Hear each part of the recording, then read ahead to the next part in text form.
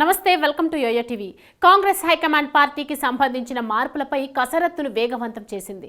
ఈ నేపథ్యంలో ఆయా రాష్ట్రాల్లో పార్టీ ప్రక్షాళన దిశగా ఏఐసీసీ కీలక సమావేశం నిర్వహించబోతోంది.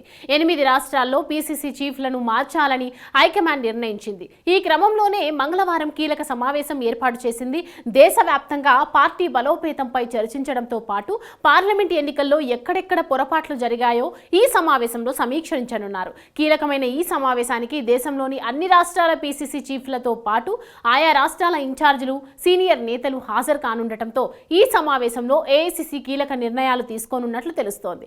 మరికొద్ది నెలల్లోనే మహారాష్ట్ర, జార్ఖండ్, హర్యానాతో పాటు జమ్మూ కాశ్మీర్లలో అసెంబ్లీ ఎన్నికలు జరగనున్నాయి. అలాగే వచ్చే ఏడాది చివరిలో బీహార్ అసెంబ్లీ ఎన్నికలు ఉన్నాయి. దీంతో ఈ అసెంబ్లీ ఎన్నికలపై ఈ సమావేశంలో సుదీర్ఘంగా చర్చించడం, ఎన్నికలకు పొత్తులతో వెళ్లడమా లేక ఒంటరిగానే ముందుకు వెళ్లడమా అనే అంశాలపై తుది నిర్ణయం తీసుకోనున్నారు. మరోవైపు గత కొద్ది నెలలుగా పీసీసీల మార్పుపై అధిష్టానం కసరత్తు చేస్తున్నా ఓ కొలిక్కి రావడం లేదు. మరికొంతకాలం జాప్యం చేస్తే ఆయా రాష్ట్రాల్లో క్యాడర్కు తప్పుడు సంకేతాలు ఇచ్చినట్లు అవుతుందని పార్టీ సీనియర్లు భావిస్తున్నారు. దీంతో పీసీసీల మార్పుపై నాన్చివేత వైఖరికి ఫుల్ స్టాప్ పెట్టేసి ఆయా రాష్ట్రాలకు కొత్త సారథులను నియమించాలని హైకమాండ్ డిసైడ్ అయ్యింది. ఏకాభిప్రాయం కుదిరితే 7 రాష్ట్రాలకు 2 రోజుల్లో పీసీసీ అధ్యక్షుల పేర్లను ఖరారు చేస్తారని తెలుస్తోంది.